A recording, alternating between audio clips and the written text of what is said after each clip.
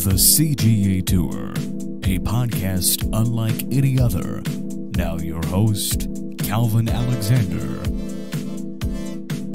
Welcome back to the latest episode of the CGA Tour podcast. As always, here I'm your host, Calvin Glen Alexander, hence the name, former Oklahoma State grad here. And tonight, as part of the College Huddle Network, I'm joined by Ryan from the Ryan and Rush Show, West Virginia football fans and lifelong fans, I got to say too, right?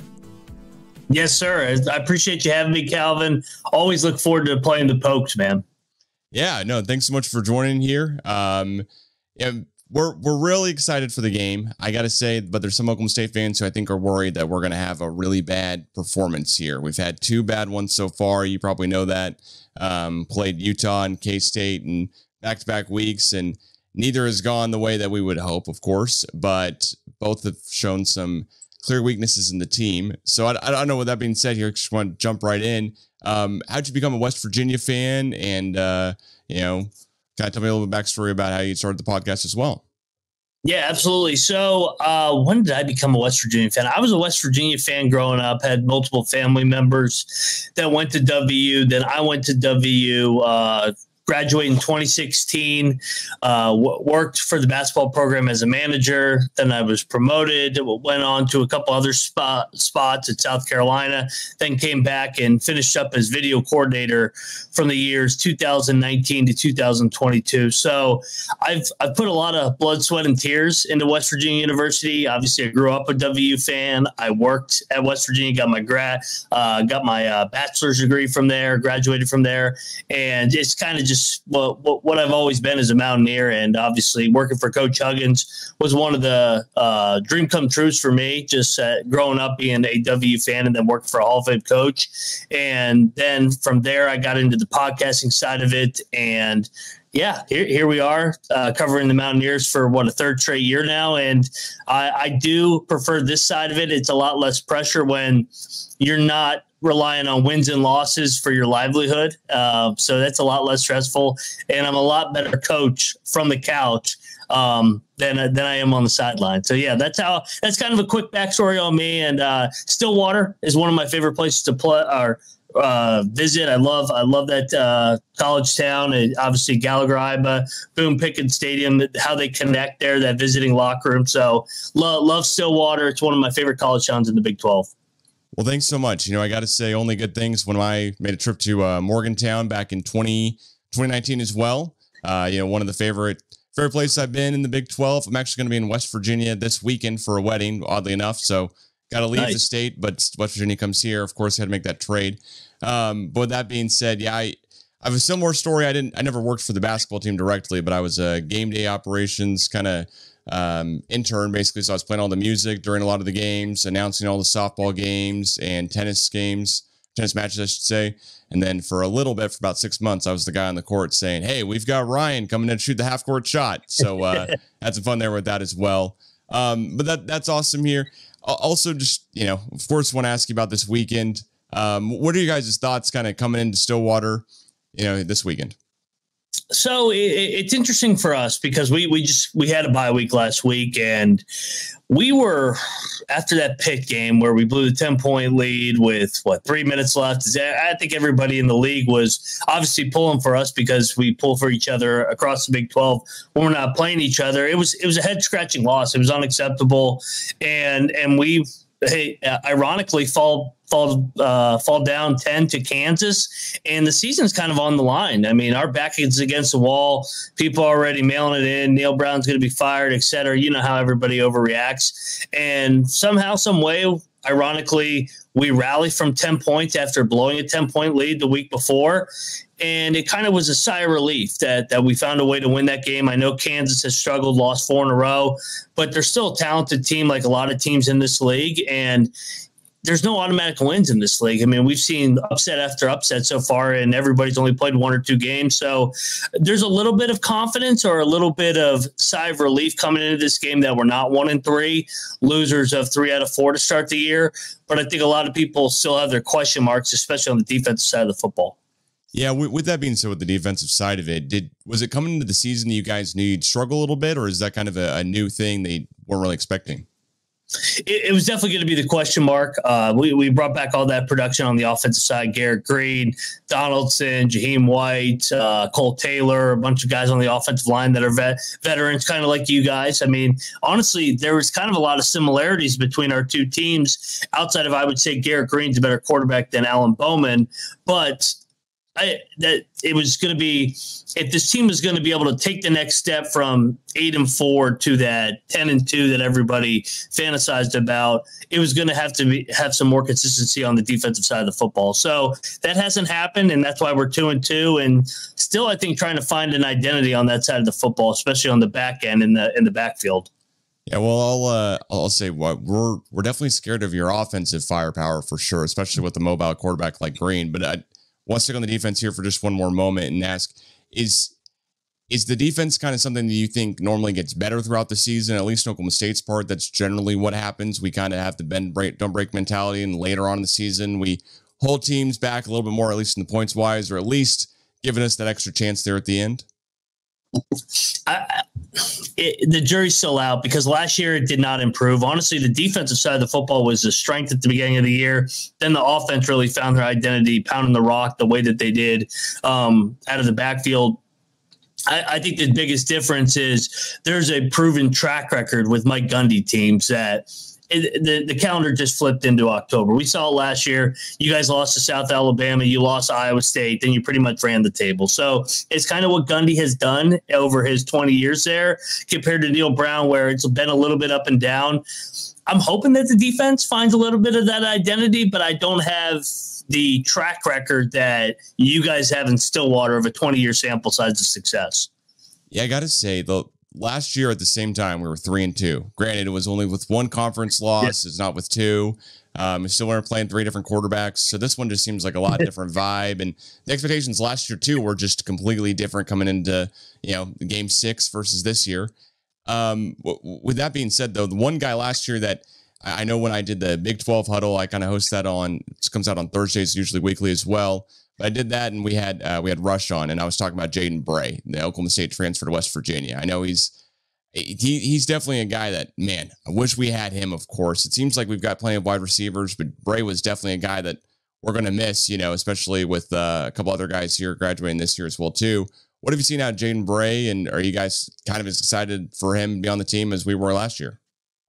Yeah, he's caught a couple big balls, two catches on the year for 88 yards. I think still trying to find his way in the offense. So when he's played, it's been the big play, explosive plays, averaging 44 yards a catch. I had bigger expectations for him in the transfer from Mississippi State, Robinson, but they've kind of just relied on what they've had in production so far from last year, Clement and Fox and Ray and Gallagher. So I'm looking for maybe Bray and Robinson to maybe take a bigger role in this offense coming out of the bye week. You kind of see that sometimes, but yeah, a little bit underwhelming, but when he has played, he's flashed with big plays.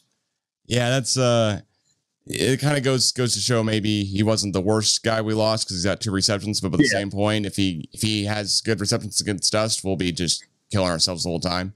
And it'll be another, cannot believe Gundy did this or cannot believe this, because I think the fan base is really just teetering right now on Gundy and the offensive coordinator and the DC, etc. But at least on the offense side of the ball, we've been well below expectations. How do you think you guys have done so well here offensively? Offensively has not been the problem, and I'll be the first one that I've been really surprised at the lack of production, knock on wood, of Ollie Gordon. I mean, he's still running wild on us last year, but offensively, we struggled against Penn State, but Penn State's really good. I'm going to chalk that one up. They're a top 10 team. They're going to be in the college football playoff, but we had 500 yards plus of offense against Pitt. We turned it on when we needed to against Kansas, and then we had an FCS game. I think that they're still finding their identity. They have not run the ball to the certain degree that I thought maybe they would run it, like they did at the end of last year with Donaldson and White. But I also think that they're facing much more stacked boxes. So I think Garrett Green also entered the year with, I want to prove to everybody. You see a lot where guys have success being playing a certain way, and then they get feedback from the scouts and their guys, as they like to say. And I think he tried to prove that he was more of a pocket passer and show everybody what he did in the offseason the first couple games. But when the season was on the line and our back was against the wall against Kansas, it was the old Garrett Green. Keep plays alive, scramble, dive for first downs, make plays when it's third and long, and really just find a way to win games with those unhidden stats. Gotcha. Well, also on the whole team as well here, I know you mentioned earlier here Neil Brown maybe was on the hot seat last year a little bit, but redeemed himself. What do you guys think of him right now? Do you think he could be on the hot seat a little bit, or is he kind of? Is it like, hey, you know what? He's safe if you get to a bowl game this year or whatever? It depends who you ask. There's a certain crowd that he could go 10-2 and they'd still want to fire him. But I think it's warm-ish. I don't think it's hot. I think if they go 6-6, there's going to be a conversation. I think 7-5, he's safe. I said before the year, it also depends on who you beat and who you lost. Losing to Pitt the way that they lost to Pitt really did not do him any favors. I'm not going to lie. I mean, you guys know it with your Bedlam rivalry. That's how we feel about Pitt. There's not a lot of love there. So anytime you lose to one of those guys, I know it only counts as one in the standings, but it really rips out the heart of everybody in our fan base and in our athletic department. So that one kind of didn't do him any favors. But at the same time, man, the schedule's really hard. I know Kansas is down, but coming out of the bye week, you got Oklahoma State, who was top 3 projected in the Big 12. You got K-State, who was top 2. You got Iowa State, who's still undefeated. Then you got Arizona, who seems to have found themselves out of the bye, winning at Utah. Then you got UCF and finishing up in Lubbock. So they didn't get the Arizona States, the Houstons on the schedule, TCU, that or even Baylor that he really got the benefit last year when they made their run and went 8-4. But at the same time, you still got to be able to find a way to win football games. So I'd say if he goes bowling, he's safe. Gotcha. Yeah, I think Gundy's got to do a little bit better here on our end than just a bowl game. I think we've got to get to some better wins here before the fan base is at least calling for him to be changed. But of course, he's the lifer, so he's not changing. But it's interesting to hear you at least kind of the different perspectives. I feel like you guys could be in the same spot we're at next year and a couple of years from now here with NIL deals and everything could just change all the time. But with that being said, back on this weekend a little bit here with the expectations for Saturday. I know. We're both hoping to win, right? But last year we went to West Virginia and it was a tough game. That's kind of where Ollie had his kind of coming out party of sorts. The first couple of games of the season, especially the first 3, he wasn't playing that many snaps, and then he kind of got rolling later on. What are you guys expecting for this Saturday here in Stillwater? Yeah, but both teams, like you said, desperate to get a win. If you're West Virginia, you're on our side. We're saying, hey, man, Oklahoma State's not as good as maybe I guess everybody made them out to be in the offseason. But they're still – Gundy hasn't lost 3 games in a row since 2014. So you're going to get Oklahoma State's best shot. Ollie Gordon. They're going to put an emphasis on getting Ollie Gordon involved. They know that Ollie Gordon's lighting up, saying, "Hey, man, this was my get right game last year. This is the team I need to get right against." And we have not had success against you guys. We've lost 8 out of 9. Our only win was the last game in 2022 when we already weren't bowling. So Gundy has really had our number. And so from your guys' side, you guys are looking at it. It's a get right game. It's an opponent that Gundy's had the number. For us, I would say that we're kind of even roster wise for the most part. And we are the more rested team. We're coming off the bye. You guys have probably played the 2 most physical teams in the league. So from a spot situational rest advantage, the Mountaineers definitely have the advantage there. Yeah, that's for sure. That's a great way to put it. I honestly did not know the Gundy hasn't lost 3 in a row until 2014. But I will say I do remember that 2022 game, being there in person and trying to see us pull it out, and just somehow, of course, did not work out with the 3 different quarterbacks. Or at that time, I think Spencer Sanders was injured. So yeah, that was a little bit different there. What do you think the biggest weaknesses are kind of in specific areas of the team for West Virginia, or what could be the game plan for Oklahoma State to win? It's another way to ask it. I did the exact same game plan and identity of last year, where Ollie runs for 200 plus, and they just control the line of scrimmage. It was weird. I watched the entire Kansas State game. I watched the whole Utah game.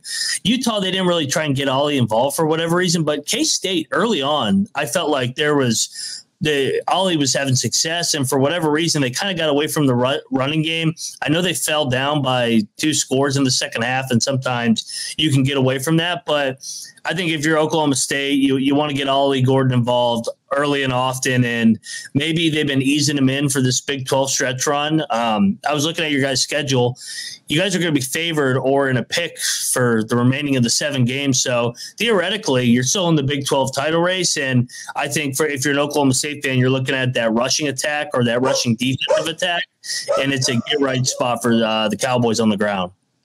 Yeah, we're all curious. I guess it's the fan base, like what's going on with Ollie? Why is he not playing? It's weird. It just seems super odd, and it just seems bizarre that he didn't get the ball after the first quarter because, like you said, we were down, but we didn't get down 28-13 until right before halftime. And Ollie, if I remember the stats all correctly, I believe he had 72 or 74 yards in the first quarter, and then he had 4 yards the rest of the game. So it just seems bizarre to me that he didn't get the ball, but also he's completely fine. He's not injured, etc. There are a couple of stories I know from when I worked at Oklahoma State that it's kind of like, all right, well, Jalen Warren, he walked home from the plane because he was so mad he didn't get a touch, in the Big 12 championship against Baylor. But then again, that's all just hearsay. There's never been a Gundy saying anything that's been straightforward of like, hey, guy's injured. We didn't want to, tell a bunch of guys because he was going to the NFL draft or whatever may have been with Warren, or we didn't want to diminish his value. We knew he'd work through it, etc.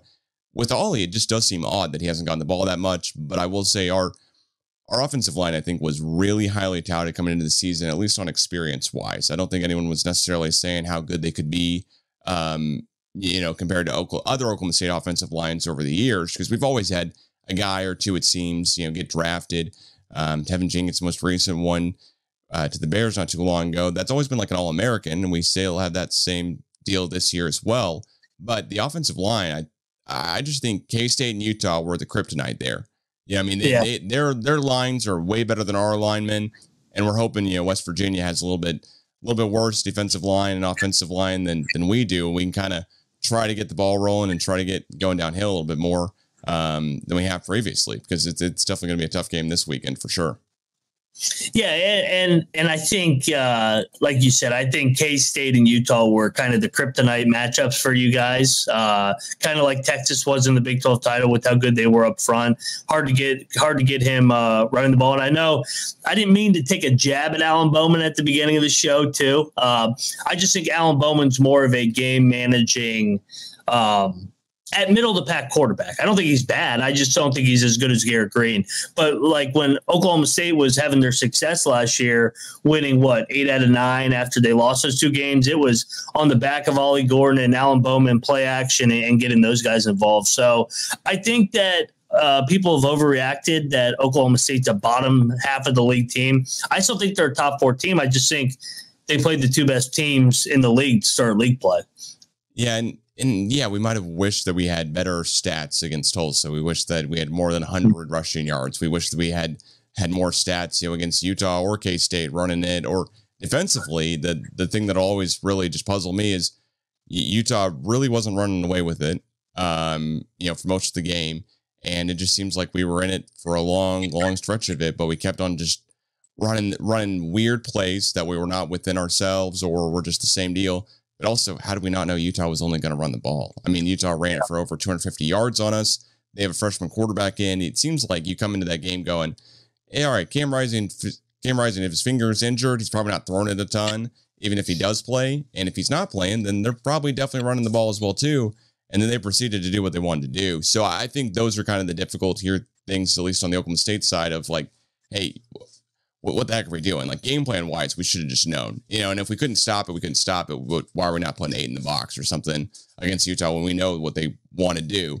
And for whatever reason, hopefully, Arizona didn't really help our case in saying this, but hopefully Utah is the best team in the Big 12, and, K-State's just right behind them or right there. And their loss to BYU just means BYU's the 3rd best team or something. Arizona's the 4th, and maybe we're the 5th.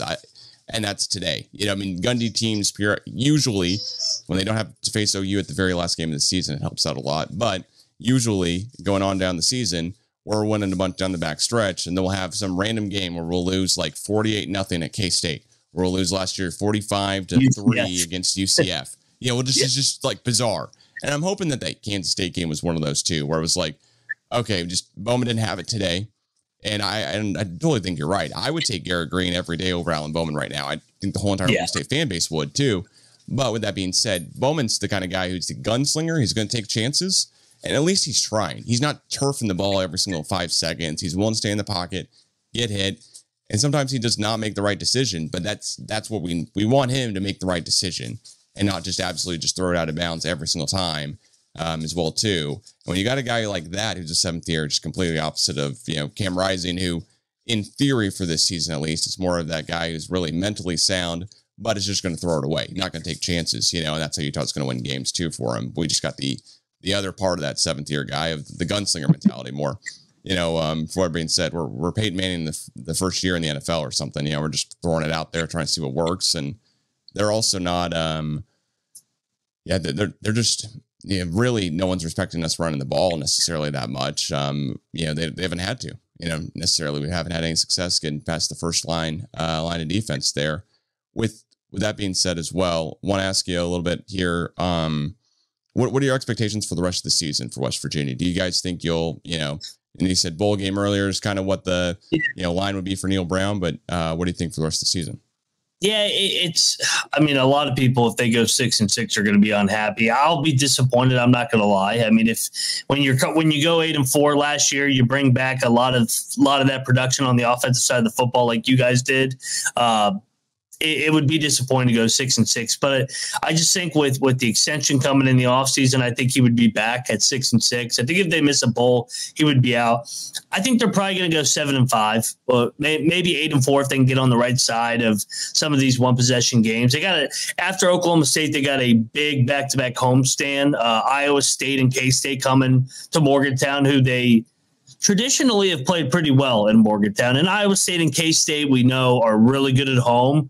But kind of like everybody else in this league, they're not the same when they hit the road. So I think those are 2 gettable games, even though they have numbers next to them, especially if Iowa State is undefeated coming to Morgantown next week. So I think I like that spot. They got a couple tricky road spots at Arizona, at Cincinnati, and then they finish up with Baylor, UCF, and at Texas Tech. So I don't know about you, Calvin. It's kind of hard to forecast this league on a week-to-week basis, just with the up and downs of each program. Where will Baylor be at that point with Dave Aranda being on the hot seat? Where will UCF with Gus Miles on?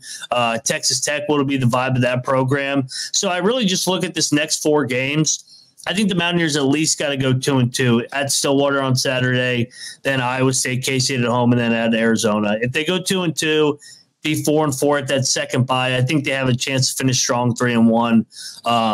But if they can go 3-1, then I think that they're right there to be in the thick of things in the Big 12, because it kind of feels like the teams that are going to get to Dallas are going to have 2 or 3 losses. Yeah, I totally agree. Watching the whole Utah-Arizona game last weekend, I was like, man, what's going on here? Like, what is Utah doing? They're just getting silenced in their own stadium. It just was bizarre. And Arizona, had already lost to K-State earlier this year, and then K-State lost the way they did to BYU, and then we lose. Just everyone's eating each other. To your point of 2 to 3 losses, I just, I host that Big 12 huddle weekly with Rogers, the UCF guy from the college huddle, and he was just sound believing, hey, you know what, we're getting 2 touchdowns plus against Colorado. Like, we're gonna kill them. We're gonna show them up here. We can run the ball, and they can. And Colorado's not a good run defense. But at the end of the day, Colorado just, I guess, decided to flip the script, or they played literally their exact perfect game. Because flipping over to that one, man, I like you said, I don't know what the heck happened. But kind of on that point, talking about a bunch of the new teams in the Big 12, you guys haven't been on the Big 12 as long as Oklahoma State, but almost at this point here comparatively, especially to the new teams that just joined here last year and this year. What do you think about the new schools? Any excited kind of new rivalries that you might be brewing as well? Yeah, well, I love Rush is the big BYU guy. He grew up in the BYU household, so it's great to get the Holy War. It's weird for West Virginia, and people ask me, they're like, "Why do you root for all the Big 12 teams?" And I'm like, they're kind of like West Virginia in a way where they survived the conference realignment. The fan bases are likable. They're in fun college towns. It helped that I worked in the coaching industry and went to them all individually and got to meet the people of all these. Like Lubbock is great. I love Fort Worth. I love Stillwater. I love Manhattan. I love Ames. I love all these college towns, and they're like Morgantown, where the town revolves around, for you guys, the Cowboys, for us, the Mountaineers. And I just think that the new additions were great. Arizona and Arizona State. I think Arizona State's got a lot of potential being there right outside of Phoenix. I think Arizona is a good program, obviously in basketball as well. And Colorado belongs in this league. I'm not the biggest fan of their program right now, but when post Coach Prime and all the shenanigans that come with that program, I'll learn to love Colorado again, because I liked Colorado growing up. And then I've always respected Utah with Kyle Whittingham. So, and then you look at the 4 newcomers last year. BYU is a great addition. That's a national brand. UCF, the potential down there in Florida. Cincinnati's great for us West Virginia fans, because it's back to being able to get in a car and actually drive to a game like you guys can do with K-State or one of the Texas schools. And then Houston. I think Houston will get it right eventually. I think they got the right coach there now, and Willie Fritz. And then you get the Kelvin Sampson basketball brand as well. So I love where the Big 12's at right now. Yeah, I got to say the same. I mean, living in Oklahoma and being an Oklahoma State fan, of course, my entire life. I mean, it's pretty great being a Big 12 fan, at least as far as the new teams being added in. Just gives a new cool city for, trying to connect with my dad or, other friends as well. Trying to go, hey, you know what, I'll meet in Arizona to any of the friends out in LA or whatever it may be, and try to meet kind of in the middle at that point. And it's just a good deal that we have this many teams as well, too, because I definitely think we definitely overtook, of course, the Pac-12. And I think we definitely took over the ACC as far as the third best conference, especially with the really strong side of the basketball programs we have as well too in the conference. With that being said, on the basketball side though, curious for throughout your years at West Virginia, kind of being on the staff there, any fun stories about coming to Stillwater? Oh man, we actually had a lot of success in Stillwater for whatever reason. I think I was there at the end of Travis Ford, obviously, and then Mike Boyden. But we got stuck there, not stuck. They would put us in a double road trip a lot. So we would play Saturday at somewhere, and then Monday we would play in Stillwater. So we've had our fair share of being in Stillwater for a couple days. The old Best Western, right there by Gallagher Iba. One of the great stories is one of our film sessions. We had just lost to Kansas at the buzzer at the Fog, and obviously Coach Hugs was a very animated coach over the years, so he had those guys ready to go. You guys at the time were wrong place, wrong time, because we came out firing that night, and we were not going to lose that one after that all night film session we had. But I love the Best Western. I'm trying to think of the other bar that I went to. I'm drawing a blank on the name. It's right around the corner from the Best Western. Gotcha. Yeah. I mean, there's, if it was really, I love the fourth floor bar is great at the Best Western. Yeah. That's a hidden gem. That used to be the spot for us kind of interns or other athletic staff, because that was the place where we knew the away team probably would be. So our OSU fans are probably not going to be just chilling out over there. And at the same point, I mean, it's just kind of hidden away, so it was a good deal as well, too. I don't think anyone still goes there. I think they all just kind of do their own thing now, because if they sell alcohol in the stadiums, maybe there's just some other stuff going on, people's houses or whatever at that point, just getting on with the day. But also here, before I get too long here, I do want to ask you about the score prediction, though, for this weekend. Of course, I always predict Oklahoma State to win, even if I don't really believe in the truth. The heart can't go the other way. But what are your predictions for this weekend?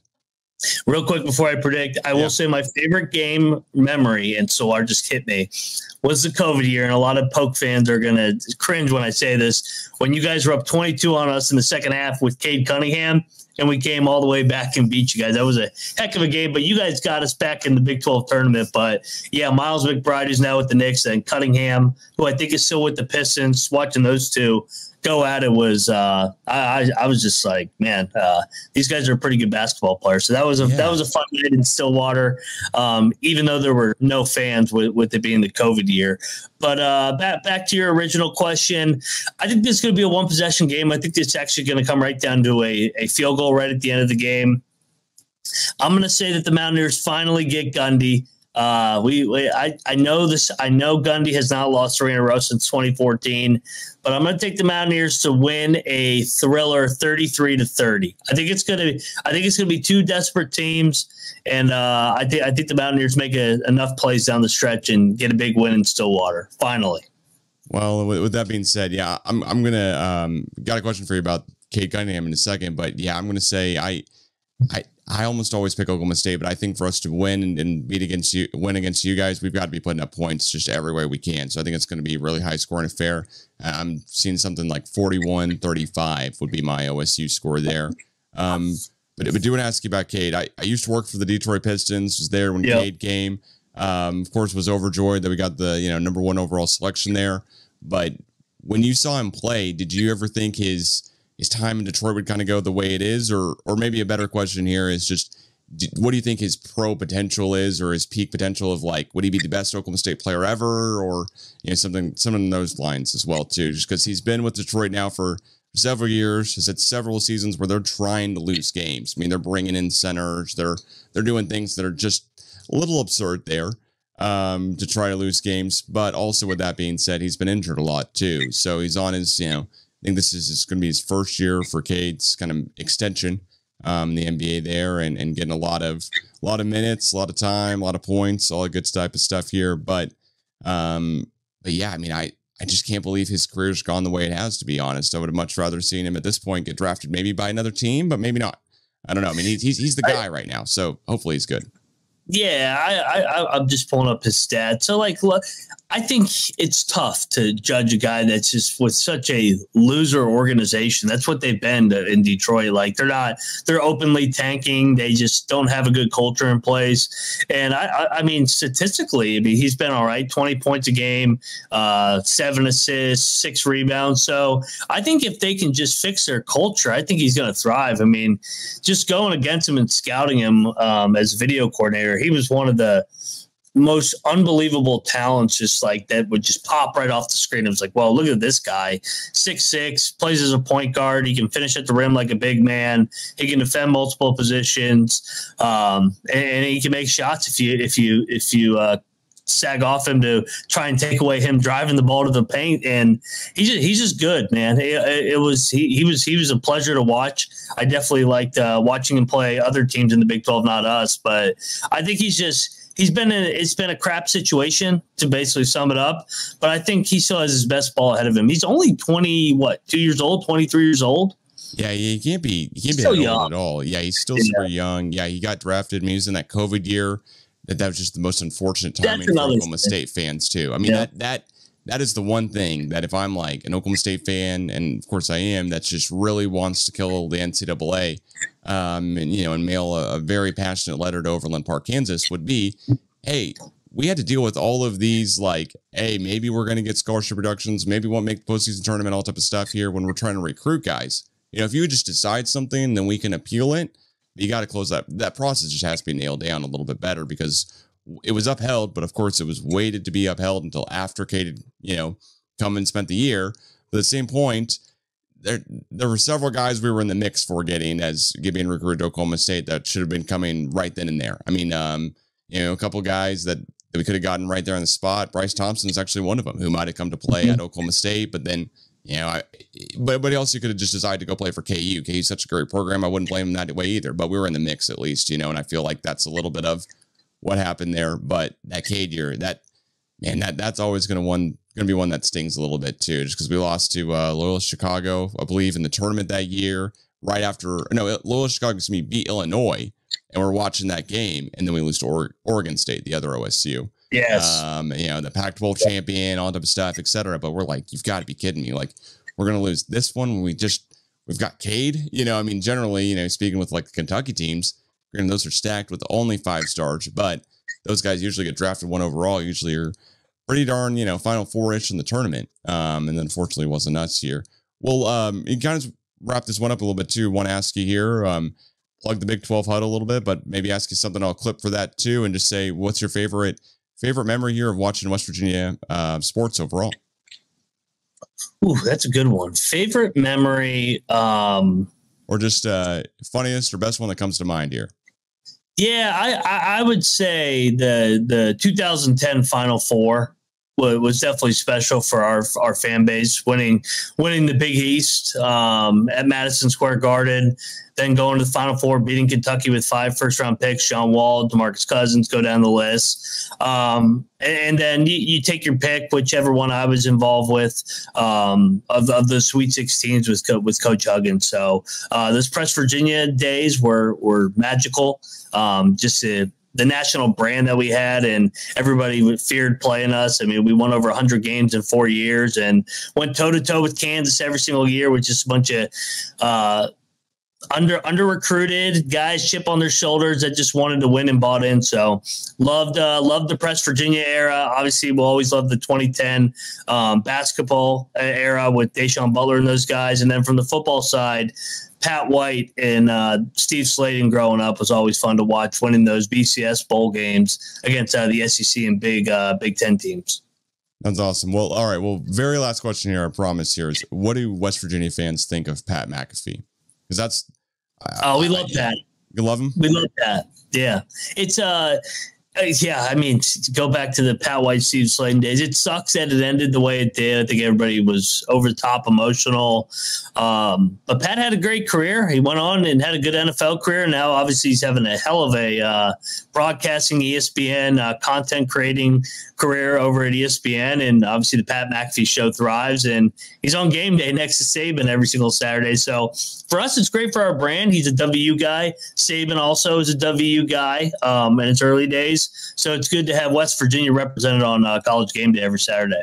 Yeah, I totally forgot about Saban. Yeah, I'm going to have to look that up here a little bit more, though. But that's awesome. And yeah, it's interesting always here because, there's the Colorado fans, or I guess the Florida State fans who, Deion Sanders, kind of they're following all the excitement, all that type of stuff here. But what, like you said, I've seen enough of the Pat McAfee show to go, he's a West Virginia guy, but he's so pro West Virginia and always is that way, where you've got Deion Sanders throwing shade back at Florida State, so he didn't graduate from there, so he's not a Florida State guy. And then what's he going to say after Colorado's kind of done with his time there? However that ends. I mean, if either ends amicably where he moves on and up, or if it ends tragically where he goes, oh, my son got drafted, see ya. I'm real curious to see how that ends up there with Colorado as well, too, because it seems like a much different type of fans, for Colorado right now, at least. Yeah, absolutely. Yeah, we love Pat. We love the Mountaineers, and yeah, we're ready to go on a run and get to the college football playoff one of these years. That's our goal. We're one of the biggest fans of this expansion because we think it opens up an opportunity, like you guys feel, to get in the playoff, and then who knows what'll happen. I mean, we've beaten Georgia, we've beaten Oklahoma, we've beaten Clemson, set by 40. It's get an opportunity back against the wall. You never know what'll happen. Yeah, you never know. I mean, we're super excited about it because 2011 was a heartbreaking one for us. We feel like if the playoff had existed there, we would have definitely been the team in. And then, when later on you have TCU and Baylor having the same record and basically being tied there, and then they get left out. We always feel like, hey, what, the Big 12 is pioneering the new playoff system. There's got to be some way it all breaks out here for us. But with that being said, Ryan, where can everyone find you here and listen more? Maybe your Oklahoma State preview for this weekend as well, or at least what you guys think about the game afterwards. Yeah, Twitter right there at Moneyline_Mac. You guys can find us over at the Ryan and Russ Show, and go check out the College Experience as well. We cover college basketball every night and Big 12 experience as well. So we got a little bit of everything. That's awesome. All right. Well, if you're still listening here at this point, hopefully you are, but at this point, you're probably subscribed. But if not, please do at the CGA Tour on YouTube, Spotify, iTunes, wherever you listen to podcasts, and send in some questions for the next episode as well, too, on Twitter or X and Instagram as well. Ryan, thanks so much again for joining here, and glad to be part of the College Huddle here with you as well, too. Thanks, Calvin. I appreciate you having me. Go Mountaineers. All right. And with that being said, go Pokes. We'll catch you guys again soon.